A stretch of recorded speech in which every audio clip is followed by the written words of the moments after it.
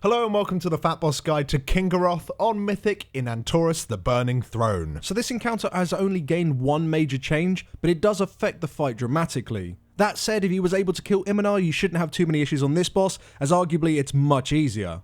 Phase 1 and 2 can be played out almost identically to what you did in Heroic, however the changes kick in once you kill the final ad in any given Phase 2.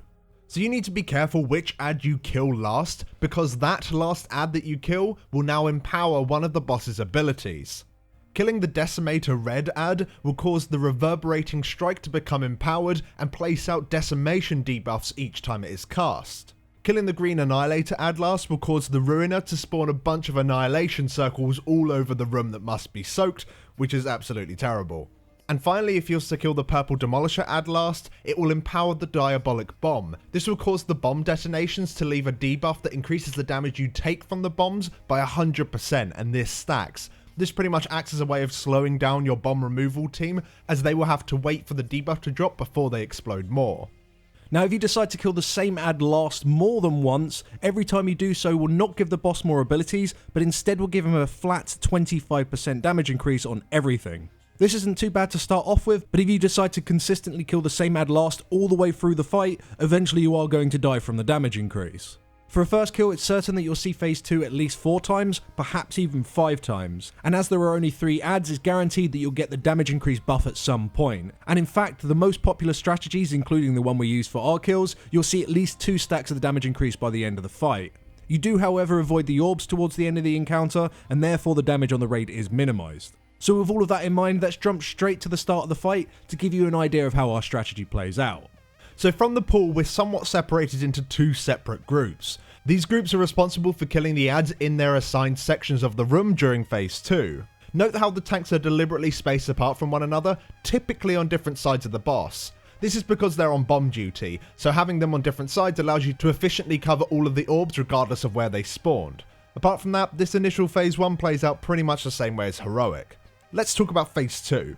On Mythic, ads always spawn in the same locations every single time. The Annihilator will spawn in the east, the Decimator in the south, and the Demolisher in the north. We have the same group of people kill the east ad because you really don't want to have to deal with the annihilation circles during the Ruiner. It's absolutely awful to deal with, so one group always takes out that ad. The other group swaps between killing the north ad or the south ad, depending on what number phase 2 it is. For the first phase 2, this group starts off in the north and kills off the Demolisher. When the north and the east ad is killed, we then regroup at the south ad and kill it off, and this is the red ad. Once it's dead, the boss will now have the decimation circle debuffs for the raid to deal with until the end of the fight. Just move away from other players and let the debuff time out. Tanks or any other players assigned to deal with the bombs must be careful when timing detonations. Overlaps with decimation debuffs can be lethal in some classes. For the second phase 2, the north group now goes to the south and kills off the red ad first. Once both ads are dead, we move north and kill off the purple ad. Once dead, the boss will now have empowered orbs. This means that you'll need to wait 7 seconds between each orb explosion to allow the debuff to drop on the raid. With that said, you can take an orb with the debuff, providing the raid is on full health. We typically did this when no other forms of raid damage are active, such as when the boss is casting Ruiner. It's vital to keep on top of these orbs, otherwise you'll fall behind later. From this point onwards, you should typically prioritize orbs nearer the boss rather than further out. For the third phase 2, the north group stays and kills off the purple ad. During this time, you may still have orbs rotating around the boss. Even though this is rough, this is actually quite a good time to get back in control of them, since no extra orbs will be spawning during phase 2. Tanks should communicate with healers from both groups to determine if they're ready to take an orb explosion. Just make sure that you do not take 2 consecutively during this phase, because that will almost definitely be a wipe. Once both ads are dead, we then regroup at the last ad, which is the red one. Of course, by killing this ad, because the Reverberating Strike is already empowered, the boss will instead just gain this flat 25% damage increase that Loz spoke about earlier. From this point onwards, we no longer detonate any of the orbs that are far away from the boss, and instead just have the entire raid hug up in melee. Any orbs that spawn somewhat close to melee can be ignored, however some of them will be spawning right next to you and you do have to soak them. The raid needs to prepare to move from the orb and gain some distance from it to allow the tank to explode it. Meanwhile, players also need to give space for people with the decimation debuffs, however if you must stand in one, it won't really kill you. It will however put some strain on your healers. For the fourth and hopefully final phase 2, we repeat what we did in the previous, however now there are orbs everywhere. We no longer soak them during this phase and instead we dodge them. We bloodlust this phase to make up for any DPS waiting to move past orbs. Once both ads are dead, we return to the boss and kill off the final ad, which once again is the red ad. Once this ad is dead, you'll now have a 50% damage increase on the boss.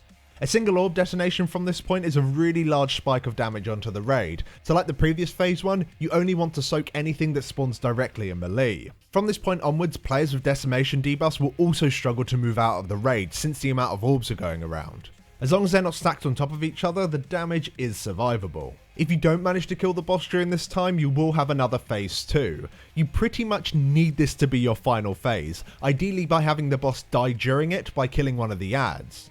It is vital at this point that people do not forget how to cross a road. If a single player is hit by an orb while they're running across, it is super likely that you're just going to wipe the raid. We found it far safer to have the healers or any player that isn't particularly confident to cross, just to stay back at the boss and not risk it. It's likely you're only killing one ad at this point anyway, so you don't need everyone to go over there. As long as the one ad dies, the boss will as well. And that's how we do it, but there is definitely other ways of doing this boss. So another way of doing it, which is similar, is by killing a red ad on the first and second phase 2 instead of doing a red and then a purple. This does mean that you're going to have the 25% damage increase very early on. However, you're not going to have the orb debuff, which means you can kind of continue to soak the orbs just like you did at the start of the fight. So arguably it's a better strategy. And then for the third phase 2, you just kill the purple ad and then just totally ignore orbs from that point. And then for the fourth phase 2, you kill the red just like the other strategy, and then you just nuke down the boss while hugging in melee. That said, we've also seen kills with guilds killing the Annihilator on the third phase 2 to prevent the boss from gaining the damage increase. This strategy, in our opinion, is just terrible. We do not recommend you even bother looking at it. The Annihilator circles are just a complete pain to soak and in most cases cause way more issues than what they're worth. But regardless of what we think, the boss has been killed that way. So if you're struggling with the strategies we've already recommended, then perhaps you can look at that. But we're almost certain it will take you way longer to kill the boss. Now before we end the video, we have a few tips that might help you. While progressing the boss, we found that the first 2 ads during phase 2 died extremely quickly, and the last ad typically took longer than maybe it should have. To solve this issue, we in fact made 3 groups, with the third group being responsible for killing off the very last ad right from the start of the phase. However, this group only consisted of DPS that could keep themselves alive. For us, this was 2 demon hunters only if they had metamorphosis. Having this damage go on the third ad instead of the previous 2 allowed us to kill the last ad far quicker, making phase 1 also much cleaner as a result. Demon Hunters aren't necessarily needed for this job. If you have DPS with extremely large leech percentages or other forms of self-healing, they can also fulfill this role.